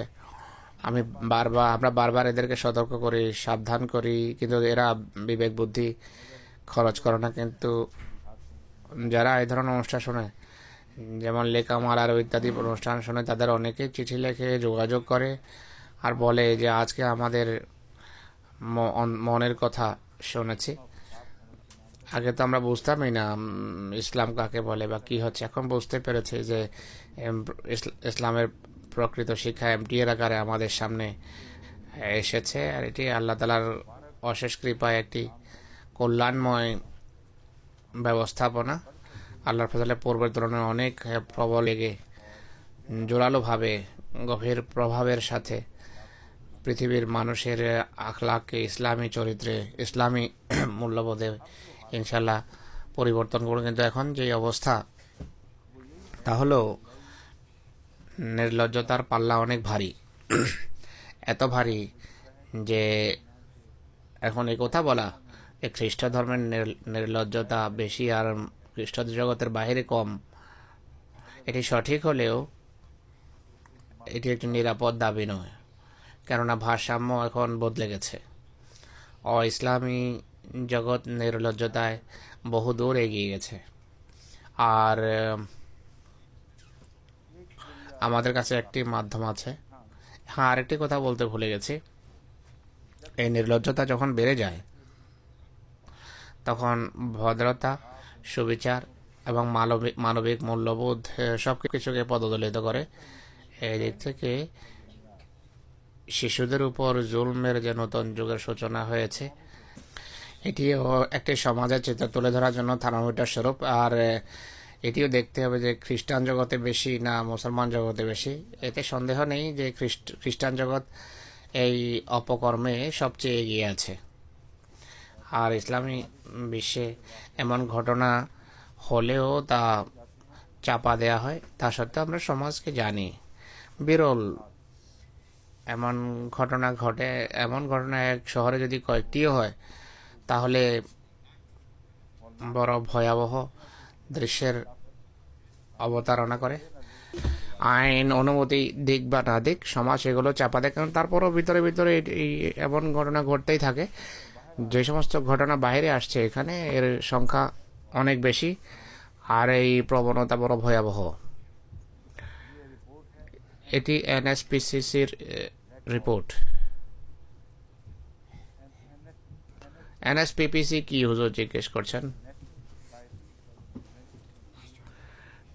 National society for the prevention of cruelty to children, বাচ্চাদের জুলুম এবং অত্যাচার থেকে বাঁচানোর জন্য একটা সংগঠন। আর পিতামাতার হাতে সবচেয়ে বেশি জুলুম হয় বাচ্চাদের উপর,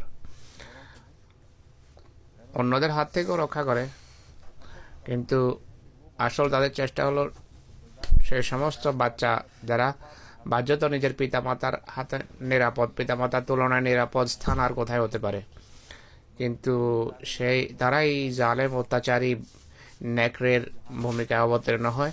এই জুলম এবং অত্যাচারকে বাধা দেওয়ার জন্য বিভিন্ন সংগঠন হচ্ছে।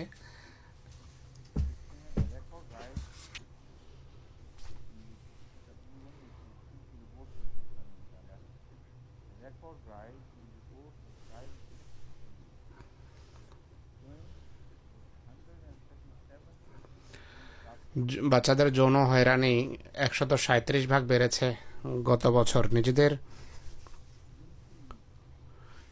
সন্তানদেরকে যৌন কামনা বাসনার লক্ষ্যে পরিণত করা হচ্ছে। এমন বাচ্চা যারা কিছু রিপোর্ট করতে পারে না, অভিযোগ করতে পারে না, তাদেরকে অত্যাচারের লক্ষ্যে পরিণত করা। এমন অভিযোগ সামনে এসেছে, স্ত্রীরা স্বামীদের সাহায্য করে বাচ্চাদের বিরুদ্ধে। বাহ্যত এই উন্নত যুগে অত্যন্ত পাশবিক ব্যবহার এমন ঘরে দেখা যায়। এই সমাজের মানুষ লিখেছে যে গত বছরের তুলনায় এটি 137 ভাগ বেড়েছে।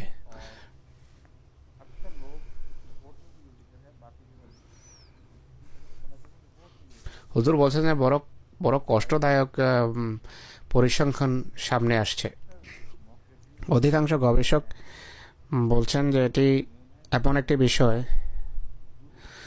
যারা বলেন যে এই সংখ্যাও এক ধরনের প্রতারণা, বরং মূল ঘটনা যা ঘটছে তার শুধু একাংশ তুলে ধরা হচ্ছে। কেননা বাহিরের কোনো সংগঠন ঘরে ঢুকে ঘরের ভিতরে যে জুলুম হচ্ছে তার রীতিমতো রেকর্ড করার কারো কোনো সুযোগ নেই। দৈবক্রমে হয়তো কোনো প্রতিবেশীর চোখ পড়েছে, বা স্কুলে যেই অবস্থা প্রকাশ পায়, বা যে সমস্ত বাচ্চারা শীতকালে ঘর থেকে বেরিয়ে যায়, তারা বড় বড় টিউব স্টেশনে ছোট ছোট বাচ্চারা একত্রিত হয়ে রাত যাপন করে, কেননা ঘরে তারা নিরাপত্তা বোধ করে না। এমন জুলুম এবং অত্যাচারের ঘটনা পরিসংখ্যানে যা দেখা যাচ্ছে তার তুলনায় অনেক গুণ বেশি। এই হলো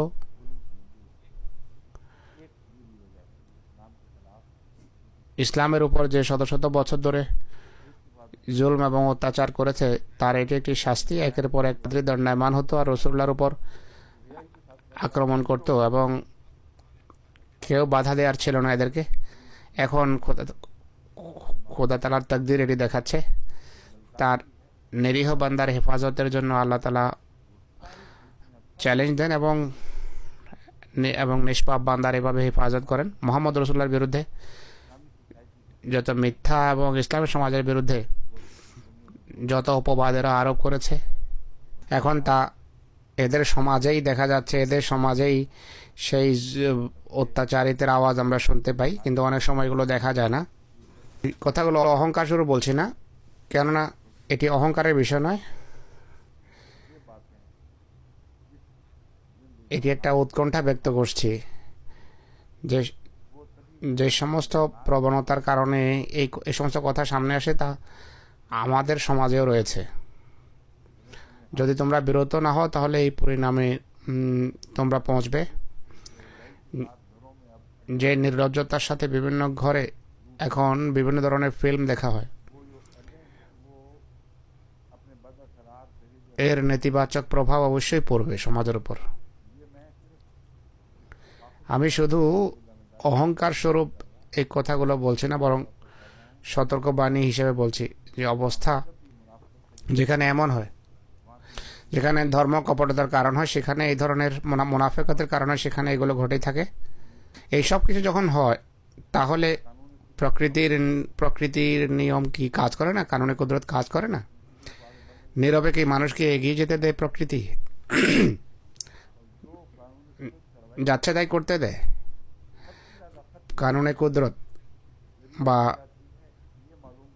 প্রকৃতি যখন হস্তক্ষেপ করে তখন যা সামনে আসে তার মাধ্যমে বোঝা যায় যে কোথায় কি হচ্ছে। অনেক ঘটনা আছে যা সমাজ গোপন করে, অনেক ঘটনা যা পরিবার গোপন করে, কিন্তু রোগ তো তারা গোপন করতে পারে না। রোগ প্রকাশ পায়, সামনে আসে, তাদের মৃত্যুর ধরন তা থেকে বোঝা যায়, আর বোঝা যায় যে এর পটভূমিতে কি আছে। তাই সবশেষে আমি পৃথিবীকে সম্বোধন করতে চাই যে প্রকৃত শান্তি ইসলামী শিক্ষার মাঝে নিহিত, ইসলামিক নৈতিকতার শিক্ষার মাঝে নিহিত। আর এইগুলো যদি কোনো দেশে না থাকে আর এই কারণে যদি নির্লজ্জতা ছড়ায়, তাহলে ইসলামী দেশ দায়ী হবে, আল্লাহর কাছে জবাব দিতে হবে।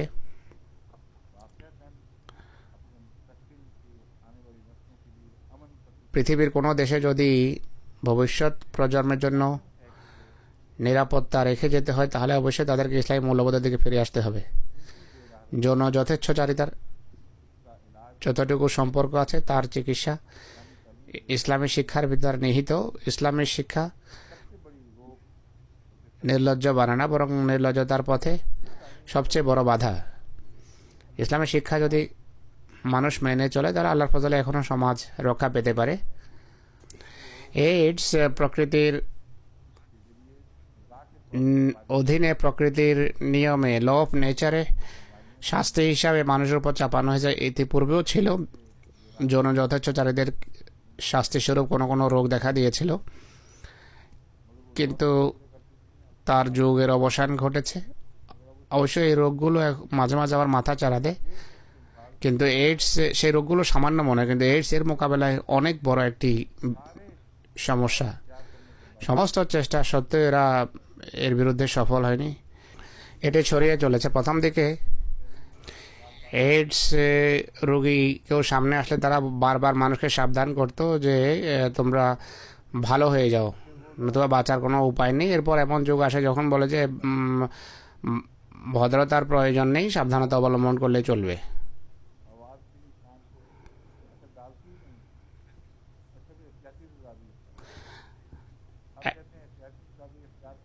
এখন বলে যে সাবধানতা অবলম্বন করা সত্ত্বেও এইডসের প্রসার ঘটছে। আর সাবধানতা তো মানুষ সবসময় করতে পারে না, দুর্ঘটনা ঘটেই যায়।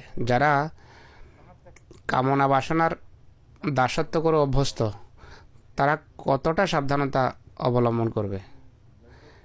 নিজেদের বিলাসিতার পথে কতটা তারা বাধা সৃষ্টি করবে? কারণ সাবধানতা একটা মূল্য চায়। যে সমস্ত আনন্দ উল্লাস বিলাসিতার তার কিছু নেতিবাচক দিকও আছে। সেই সাবধানতা যা মানুষ অবলম্বন করে তা অনেক সময় শাস্তির কারণ হয়ে যায়। দৃষ্টান্তস্বরূপ মহিলারা অনেক সময় সাবধানতামূলকভাবে জরায়ুর মুখে কিছু বেঁধে নেয়। অনেক এমন বিষয় হোমিও চিকিৎসার সময় আমার কর্ণগোচর হয়েছে। আমি বুঝতে পেরেছি জরায়ুর মুখের ক্যান্সার সেই সমস্ত লোকদের মাঝে বেশি যারা জরায়ুর মুখে টুপি পরিয়ে নেয়। এদের ভিতর ক্যান্সার হার বেশি অন্যদের তুলনায় যারা তা করে না। আমার সামনে যখনই এসেছে এমন মহিলা, আমি তাদেরকে সতর্ক করেছি, বলেছি পাপ হবে না, কিন্তু এর কিছু ক্ষতিকর দিক আছে, তোমার নিজের জন্য এটি ক্ষতিকর। এই সম্পর্কে তদন্তমূলক কোনো রিপোর্ট আমার সামনে নেই, তাই আমার কথাকে মেডিকেলি কেউ যেন সনদ মনে না করে। কিন্তু আমার মতামত হলো, অনেক এমন কেস আসে জরায়ুর বিভিন্ন রোগ ব্যাধি রিপোর্ট নিয়ে আসে। অনেক সময় 20 জনের 20-এর অধিক কেসেস আমার সামনে আসে। সেগুলো পড়ে আমি বুঝতে পেরেছি যে জরায়ুর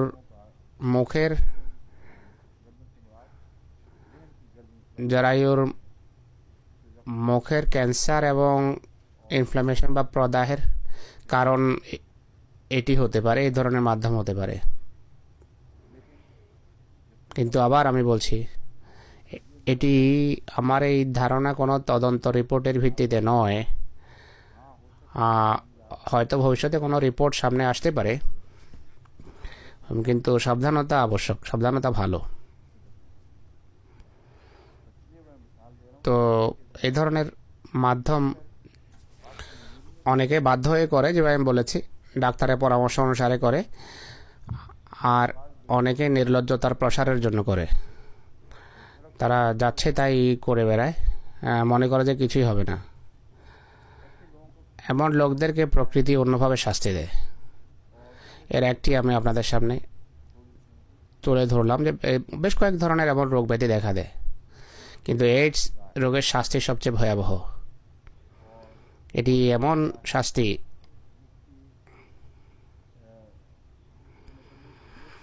যার সম্পর্কে এটি বলা যায় আল্লাহর পক্ষ থেকে শাস্তি হিসাবে নিযুক্ত হয়েছে।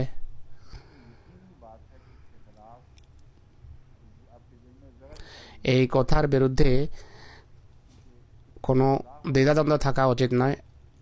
আপনাদের মনের শাস্তি হওয়ার কথাটি, এটি যে শাস্তি, এই কথাটি 1400 বছর পূর্বে রাসূলুল্লাহ বলেছেন। এমন এক যুগে এই কথা বলেছেন যে যুগে এমন নির্লজ্জতার কোনো ধারণাই ছিল না।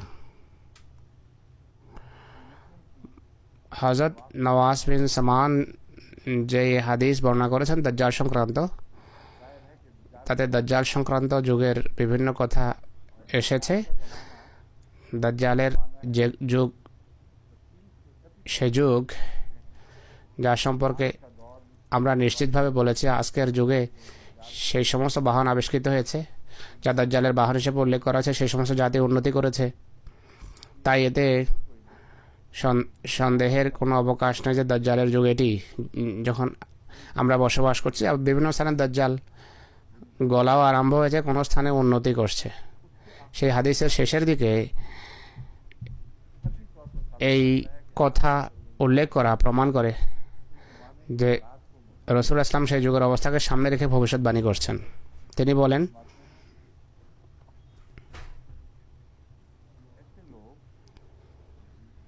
হাদিসের পুরো শব্দ এখানে নেই, যা উল্লেখ আছে তা হলো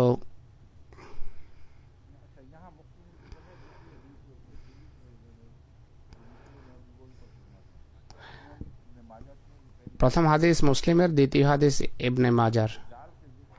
দাজ্জাল সংক্রান্ত হাদিসের শেষের দিকে রাসূলুল্লাহ বলেন,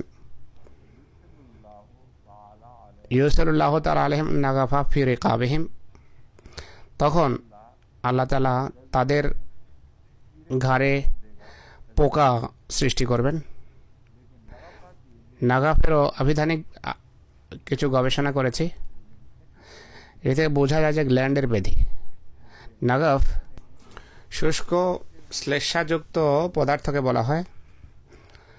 শরীরের যে স্থানে শুষ্ক শ্লেষ্মাযুক্ত পদার্থ পাওয়া যায় তার মধ্যে মেরুদণ্ডের উভয় পাশে যে নরম মাংস আছে সেটিও নাগাফের অন্তর্গত। নাগাফের সংজ্ঞায় যা বলা হয়েছে এই জিনিস এতে প্রভাবিত হয়, এই অঙ্গ প্রভাবিত হয়। বিশেষ করে মেরুদণ্ডের হাড়ের উভয় পাশে যে ফোলা ধরনের মাংস আছে তার উল্লেখও দেখা যায় নাগাফের অধীনে। নাগাফের সম্পর্ক যেহেতু লিম্ফ্যাটিক গ্ল্যান্ডসের সিক্রেশনের সাথে রয়েছে, তাই ঘাড়ে পোকা সৃষ্টি করবে এটি ঠিক নয়।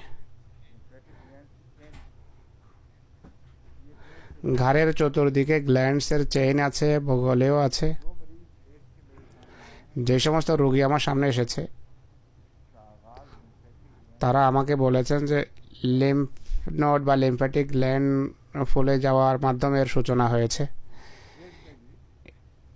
অনেক রোগী আমাকে বলেছে লিম্ফ্যাটিক গ্ল্যান্ডস প্রথমে ফুলে যায় বেশিরভাগ ঘাড়ে নতুবা বগলে, আর প্লেগে এই গ্ল্যান্ডগুলোই প্রভাবিত হয়, ফুলে যায়, অনেক কষ্টের কারণ হয়। তাই মুসলিমে দাজ্জালের রওয়ায়াত বর্ণনা করতে গিয়ে শেষ কথা এটি বলা হয়েছে যে সেই যুগে এক রোগ ছড়াবে, সেটিকে বলা হয়েছে ঘাড়ের নাগাফ। এই রোগের যে পটভূমি বর্ণনা করা হয়েছে তা শুনুন। কোন জাতির ভিতর তা ছড়াবে? ইবনে মাজাতে আছে, লাম তাজহারুল ফাহিশাতু ফি কওমিন কাত্তু হাত্তা ইউলিনু বিহা ইল্লা ফাশা ফীহিম তাউনু।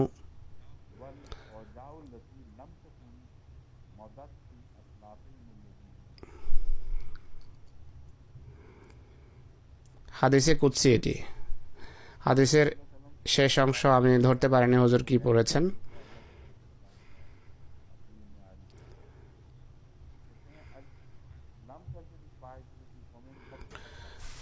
কোনো জাতির ভিতর, কোনো জাতির মাঝে অশ্লীলতার এত বেশি বিস্তার ঘটে যে তারা প্রকাশ্যে সেই অশ্লীলতার শিকার হয়। মানুষের চোখের সামনেই সে অশ্লীলতায় লিপ্ত হয়, আর সেই নির্লজ্জ কাজকর্ম মানুষকে দেখায়।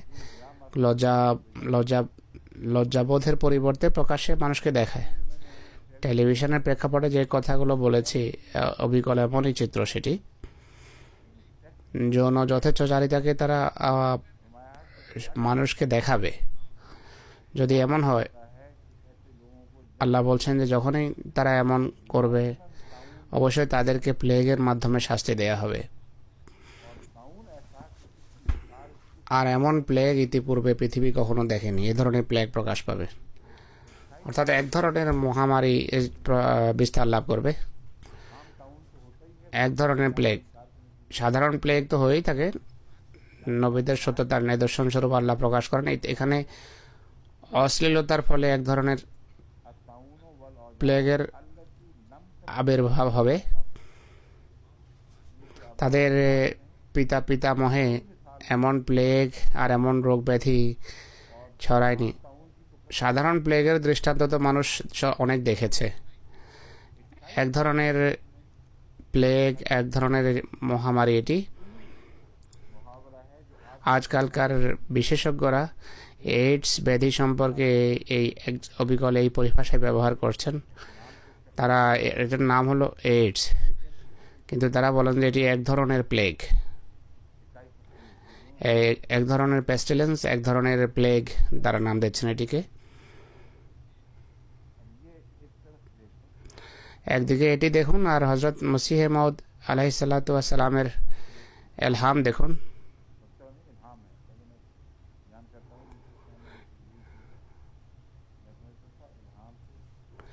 এটি তাজকিরাতে তার এলহামের ভিতর এটি লিখিত আছে, উল্লেখিত আছে। ইউরোপ 1907 সনে এলহাম হয়েছে। ইউরোপ এবং অন্যান্য খ্রিস্টান দেশে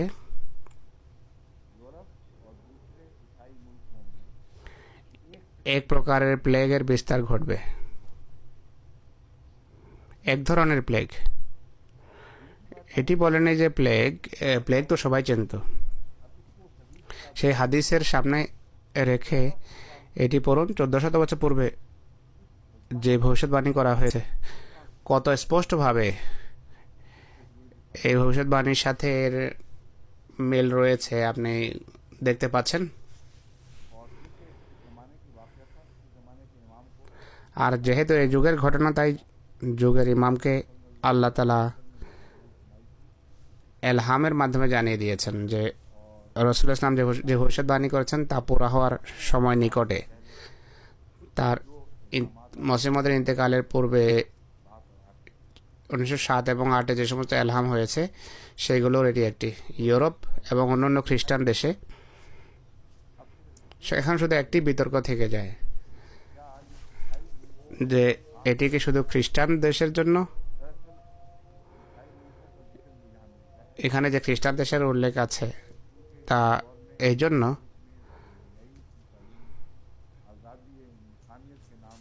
এই সমস্ত দেশে মানুষের স্বাধীনতার নামে নির্লজ্জতার শিক্ষা দেওয়া হবে। স্বাধীনতার অর্থ তারা যা মনে করে তা হলো, তারা বলে মানুষ যাচ্ছে তাই করতে পারে, কিন্তু যাচ্ছে তাই করা তাদের এমন নির্লজ্জতার দিকে নিয়ে গেছে যা প্রকৃতি কখনো যার অনুমতি দিতে পারে না। তাই খ্রিস্টান দেশে, শুধু ইউরোপে নয়, অন্যান্য খ্রিস্টান দেশেও এই রোগের ভয়াবহ বিস্তার ঘটবে। আর কেন বিস্তার লাভ করবে তা হাদিসে উল্লেখ আছে।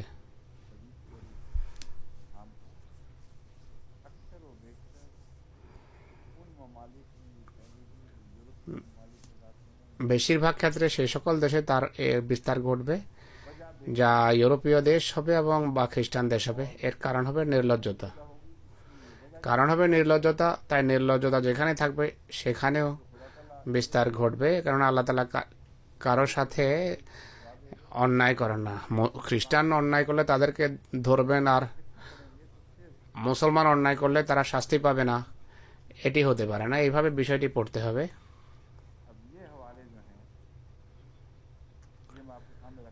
এই উদ্ধৃতি আপনাদের সামনে আমি তুলে ধরব।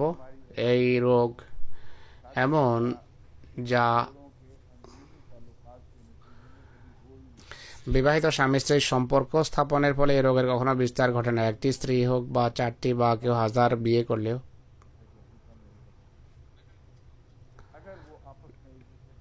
যদি পরস্পরের প্রতি তারা বিশ্বস্ত হয়ে থাকে আর লজ্জাবোধের দাবি পূরণ করে, তাহলে এই রোগ তাদের হতেই পারে না। এই রোগের বেহায়াই বা লজ্জাহীনতার সাথে সম্পর্ক, বরং অবিশ্বস্ততার সাথে সম্পর্ক। এই অবিশ্বস্ততার সাথে সম্পর্ক, এ স্বামী স্ত্রীর একজন অন্যজনের সাথে অবিশ্বস্ত আচরণ করে এবং অন্যের সাথে দৈহিক সম্পর্ক স্থাপন করে। দ্বিতীয়ত, এই রোগ এমন অভ্যাসের সাথে সম্পর্ক রাখে যেই অভ্যাস লুতের জাতিতে ছিল, যেই কারণে জনপদ তখন ধ্বংস করা হয়েছে। লুতের প্রেক্ষাপটে এটি উল্লেখ করার কারণ হলো, কোরআন বলে এই ইতিপূর্বে পাপের মহামারী হিসাবে কোনো জাতির ভিতর এটি দেখা যায় না। লুতের জাতির ক্ষেত্রে এটি জাতিগত ব্যাধি হয়ে গেছিল। সেই কারণে আল্লাহ তখন বলেছেন যে আমরা এই জাতিকে ধ্বংস করার সিদ্ধান্ত নিয়েছি। এই ব্যাধি এইডসের জন্য প্রধানত দায়ী। সমকামিতা এর জন্য মূলত দায়ী।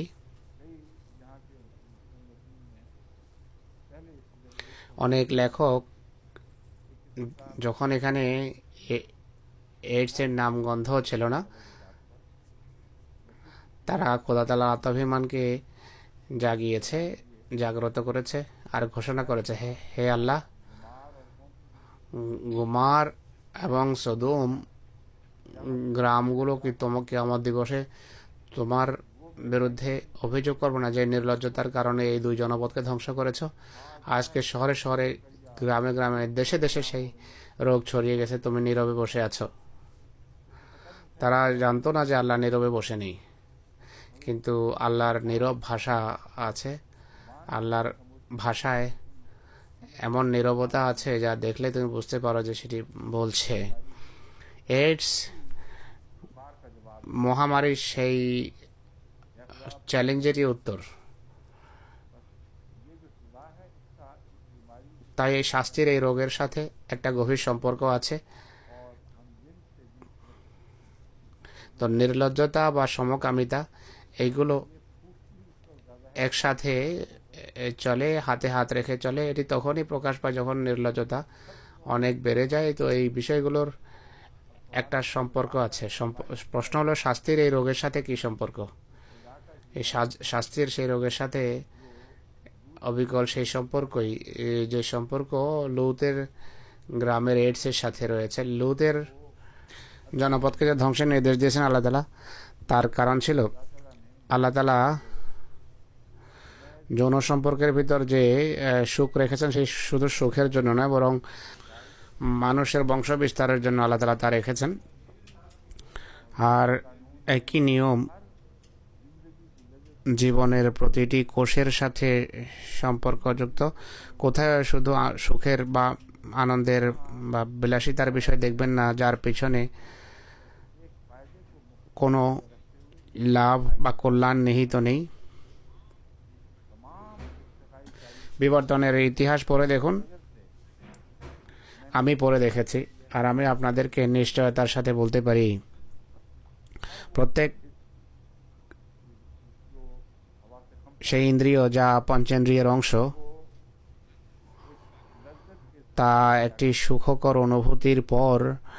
অনুভূতির পথ বেয়ে সেটি উন্নতি করেছে। এক ধরনের আনন্দ মানুষ পেত, সৃষ্টি আনন্দ পেত, আর এবার সে উন্নতি করেছে। প্রত্যেক বস্তুর একটা উদ্দেশ্য আছে।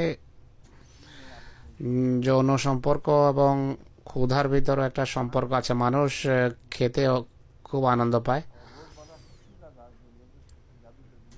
ক্ষুধার পর খাবার খেয়ে দৈনন্দিন জীবনে মানুষ সবচেয়ে বেশি আনন্দ পায়। যত ক্ষুধা বাড়ে ততই খাবারে সে আনন্দ পায়।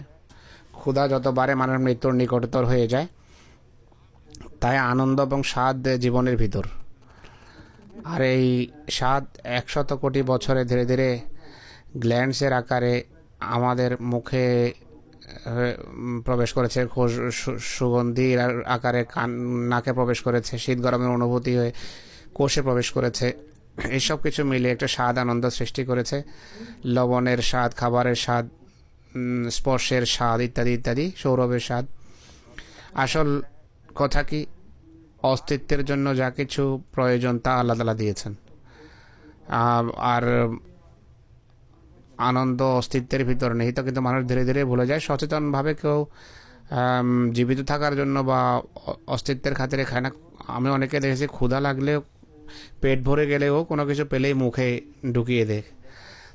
তো তো আনন্দ এবং স্বাদই যদি উদ্দেশ্য হয়ে যায়, আসল উদ্দেশ্য মানুষ ভুলে যায়, তাহলে সেটি ব্যাধিতে রূপ নেয়। খাবারের বিষয় হোক বা যৌন সম্পর্কের বিষয় হোক না কেন, প্রথম দিকে তো যৌন সম্পর্কের ভিতর কোনো আনন্দই ছিল না।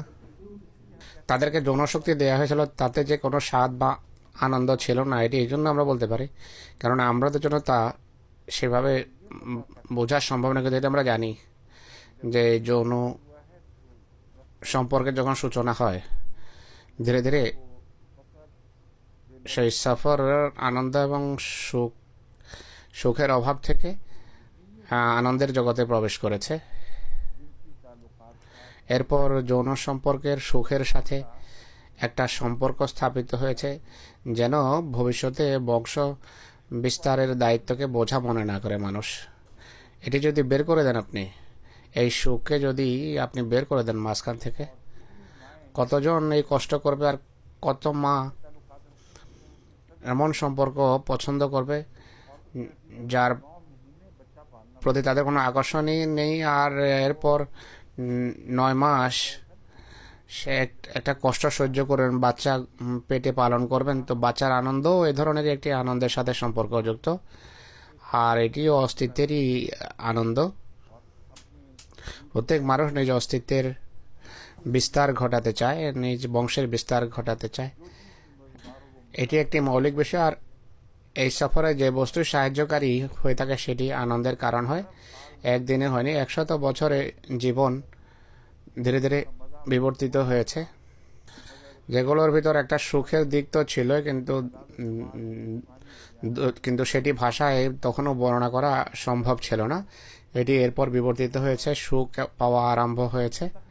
ভবিষ্যতে স্থায়ী থাকার বা স্থায়ী হওয়ার বাসনাই যৌন শক্তি সৃষ্টি করেছে। প্রত্যেক সেই কাজ যা আপনার অস্তিত্বকে পৃথিবীতে বিস্তৃত করে, প্রসারতা দিয়ে স্থায়ী করে, সেটি অবশ্যই আনন্দের কারণ হয়। প্রত্যেক এমন বিষয় যা অন্যের উপর প্রাধান্য এবং আধিপত্যের ফলে মানুষকে সুখের অনুভূতি দেয়, এটি মানুষ পছন্দ করে, উপভোগ করে। এই কারণে পৃথিবীতে অনেক জালেম এবং অত্যাচারী রাজনীতিবিদ দেখা যায়, যারা পাগল হয়ে যায় ক্ষমতার বিস্তারের জন্য। মানুষ আশ্চর্য হয় যে এদের কি হয়েছে। অনেক সময় কারো খাতিরে সুপারিশ করে, অনেক পয়সা খরচ করে, অনেক সমস্যা মাথায় পেতে নেয়, কিন্তু এরা শান্তি পায় না। এরা এমনটি কেন করে? এই জন্য করে যে তারা মনে করে আমরা যদি ক্ষমতা লাভ করতে পারি তাহলে আমাদের অনেক সুখ হবে, শান্তি হবে। আর যেমন রাজনীতির প্রাধান্য, সম্পদের প্রাধান্য এবং সব প্রকারের প্রাধান্য এরই সাথে সম্পর্ক রাখে। তো সকল সুখের জন্য আল্লাহ তাআলা যে বিধান সৃষ্টি করেছেন, তা দীর্ঘকাল যদি চলতে থাকে, এটি গ্ল্যান্ড বা গ্রন্থিতে রূপ নেয়। আর ধীরে ধীরে গ্রন্থি থেকে সেই সুখ নিঃসরিত হয়। 1000, 10,000 বা 20 বছর, 20,000 বছরের যদি বিষয় হয়, গ্রন্থি সৃষ্টি হয় না, গ্রন্থিতে রূপ নেয় না, কিন্তু নিঃসত্তায় সেটি শক্তিশালী হয়ে ওঠে। রাজত্বের যেমন ক্ষমতার প্রতি আকর্ষণ, সম্পদের আকর্ষণ, কাউকে অধীনস্থ দেখানোর প্রবণতার সময়ে একটা স্পেসে প্রসারিত হওয়ার প্রবণতা, এটি আনন্দের কারণ হয়। গ্ল্যান্ড সৃষ্টি হোক বা না হোক, ভবিষ্যতে স্থায়ী হওয়ার যে প্রবণতা এমন কাজে মানুষকে প্রবৃত্ত করে যার মাধ্যমে সে খেয়াতেই হলো তার উদ্দেশ্য। যেমন বড় বড় জেনারেল অনেক অসাধারণ কোরবানি করে, ত্যাগ স্বীকার করে, সে বুঝেও না যে সে নামের খাতিরে এমনটি করছে। মারা গেলেও নামের খাতিরে তার নাম স্থায়ী হবে, নামের জন্যই সব কিছু হচ্ছে, সব কাজ করছে সবাই।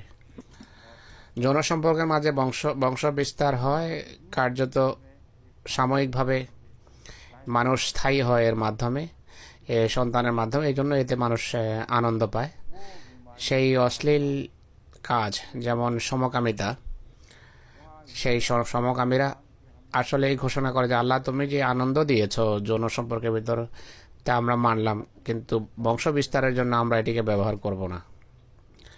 আমরা উদ্দেশ্য এবং লক্ষ্য থেকে সরে যাব, আর আনন্দ এবং সুখের সন্ধানে আমরা এমন করব। এর উত্তর কী হবে? এর উত্তর হবে ঠিক আছে, তোমরা মিটে যাবে, তোমরা বংশ বিস্তারে বিশ্বাসী নও, তোমরা সাময়িক আনন্দ এবং উপভোগ করে মিটে যাও। লৌতের জনপদের সাথে আল্লাহ এই ব্যবহার করেছেন। যেই খোদা তখন এই ব্যবহার করেছেন তিনি আজও আছেন। এইডস একই ব্যাধি নিয়ে আবার আবির্ভূত হয়েছে। আল্লাহ বলছেন ঠিক আছে, তোমরা মিটে যাও। খোদা তালার যে প্রকৃতিতে নিয়ম আছে, কোথাও আপনি অন্যায় দেখবেন না। যুগ যতই কেটে যাক, একই খোদা রয়েছেন এবং প্রকৃতির নিয়ম একইভাবে কাজ করে চলেছে। এইডস সংক্রান্ত পরিসংখ্যান কিছু আছে, তা পরে ইনশাল্লাহ তুলে